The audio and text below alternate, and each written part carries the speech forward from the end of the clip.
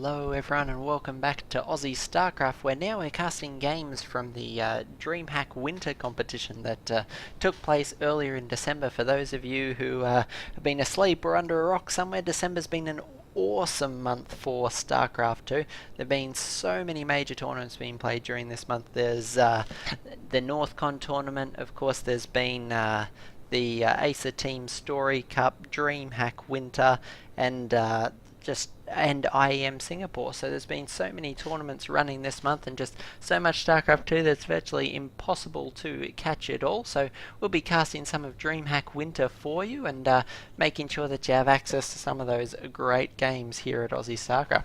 So to kick it off, we've started with a game from the group stages. This is Group A in the top right hand corner. It does say barcode, but is in fact Lucifron, our Spanish Terran player. In the bottom left hand corner is our red Zerg. It is LiquidTLO, so this will be a TVZ on Derelict Watcher, which is always a very dynamic matchup and an interesting matchup given the patch that took place a few weeks ago now. So it'll be interesting to see how these players adapt to changes on things like the Widow Mine, Siege Tank, and other Terran units. So we'll see if that changes the dynamic here at all. It does look like Lucifron's going for a fairly standard opening, going for his gas and his barrack, so likely that we'll see a Reaper out of Lucifron. Very common in Terran vs Zerg to get that early scout off. TLO going straight for his hatch on the low ground, and looks like we'll see him go for a 15 or 16 pool here. So indeed, there it is, 15 pool. So hatch first, followed by pool. Lucifron, of course, finishing up his barracks, and when that 50 gas occurs in just a moment, there we have it, first Reaper. So fairly standard opening from both these players. You can see TLO's scout pattern here, angling off with his first Overlord just to make sure that he picks up any potential proxies. There are some popular proxy locations. Terran do sometimes like to go to proxy racks to put a lot of pressure on their opponent and potentially finish the game quite quickly. It looks like this game will develop into a fairly standard sort of macro game. So we'll see when Lucifron decides to throw his expansion now. We do have him hovering quite a lot of minerals now, so I imagine we will see that command center go down. It's interesting that that Lucifron's dropping this straight on the low ground. Him and TLO do have quite a bit of history in WCS. I believe it was Season 1, though I could be wrong then. In an earlier WCS in Europe, Lucifron and TLO met, and Lucifron actually lost the deciding game to, I believe, TLO 6-pooled him. So he should, from his history, be expecting this sort of early aggression out of TLO. Luckily for him, he has got this Reaper here to delay these Zerglings. So the principal goal of that Reaper will be to ensure these Zerglings don't make it across the map to interfere with this constructing command center. He's doing a very good job of that. 2 Reapers actually on the field now. It's going to be enough to do some harass, potentially pick off a drone, but TLO, oh yep, there goes the first drone there. TLO doing a good job of trying to keep those drones away. These Zerglings as well going to be harassing the Reaper and keeping it away from the drone line. So 1 Reaper down, 1 still recovering. Lucifron deciding to pull back rather than lose that second Reaper. Very important to keep that alive for scouting purposes. TLO here with his pair of queens at the front door. There's a fairly common opening for Zergs nowadays to grab the first 2 queens for the injects and the second 2 to spread creep. TLO, of course, having some of the best creep spread in the business. These 2 queens are going to be focusing on getting that creep push forward as far as possible. A little bit of a missed rally here. We have a few workers slacking off by the door, but they're soon sent back to work.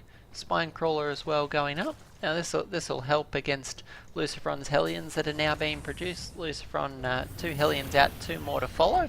We have a Starport actually being put on this tech lab, so potential for a Banshee follow up here, and indeed we do. This opening's proved quite effective, particularly against Zerg players who rely solely on the queens for defense. The Hellion and Banshee can actually do quite a good deal of damage to the early Ling heavy defenses. So We'll see if that plays any role here. We actually have Cloak on the way. Not all. You don't always see the Terran player follow up and actually take the cloaking research. Lucifron doing a good job of controlling his creep, picking off both those tumours. This is going to slow down TLO's creep spread and give Lucifron a bit of map control that Terran players tend to lose as soon as these Hellions get picked off. So nice little bit of pressure that Lucifron's able to put on with this. This first Banshee moving out, I don't know if the Overlord caught that. We will see. We do see TLO actually throwing down some Spore Crawlers, so it looks like that Overlord may well have indeed caught the Banshee moving out, and that's going to be quite fortuitous for TLO. He's going to be able to have some detection in place, which he wouldn't necessarily have with this slower 4-Queen build. His lair only just finishing up. This Banshee actually moving in as well now. Queens, though, more than the match for the Banshee. It's going to have to wait for that Cloak to finish up. But once Cloak does finish up, it could in fact be quite a pest. Banshee here getting ready to move into a position to harass the main. There is another Spore Crawler up here, so it's quite a lot of anti-air that's been forced by this Banshee. Unfortunately, a Banshee choosing to drive straight into the Spore Crawler there. These Hellions are going to have to pull back there. Oh, pardon me, guys. These are Speedlings now moving out across the map. Banshee's going to be able to pick off a few of those, but the Hellions are being forced to be recalled. Actually, a nice Zergling run by from TLO. Going to kill quite a few workers here. 9 workers killed from TLO, and that's a massive advantage for him early on in this game. Terran players generally do have are able to keep up with the Zerg based on their muling and other things, but Lucifron really can't afford to lose workers that carelessly, particularly when he did have the Hellions out on the map for map control. TLO's really good at those Zergling counterattacks, able to sneak a few around the edge to just do quite a bit of damage. These two Banshees moving out into the map now, trying to get this third base while it's relatively undefended. The Spore Crawler is going up though, so in short order TLO could find himself in quite a comfortable position, delaying this third base just a little with the creep. Lucifron will have to wait a few moments for that creep to recede. The Banshee's over here, and interesting that Spore Crawler took so long to begin firing on the Banshee. 4 kills on one Banshee and 2 on the other, so not a bad day's work from the Banshees there, though lots of Queens here are going to be able to force this right away. Overseer here as well to make sure he can force this right away.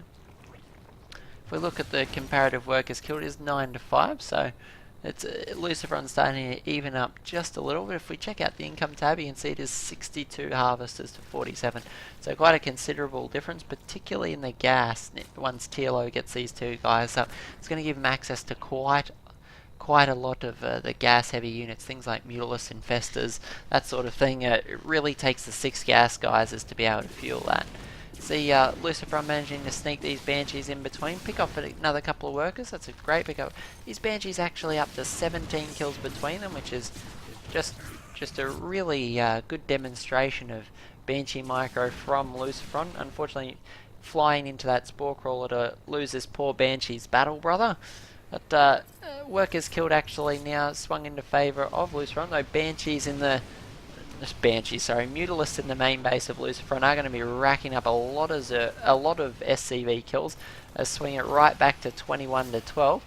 TLO able to kill these missile turrets before they are able to be established. We have a lot of Marines here being suffering from over-frequent stimming. They're already down to orange health, but TLO just managing to return the aerial harass in spades. 26 kills to 12.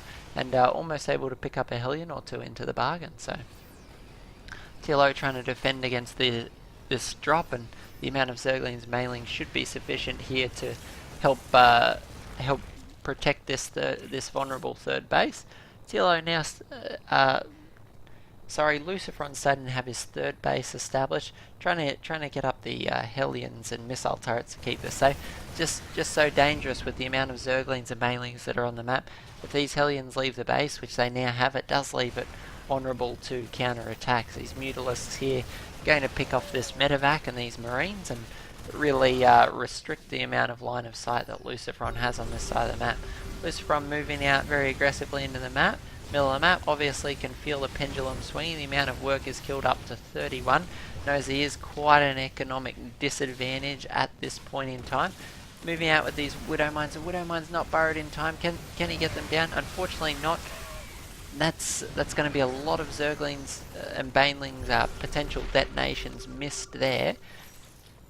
But massive surround from these Zerglings and Banelings move in. Widow Mine gets a nice detonation there, particularly that Widow Mine. 8 kills on that Widow Mine, so a little bit less perhaps than the pre-patch Widow Mines would have done, but still 8 kills in 1 detonation is quite cost effective on that Widow Mine.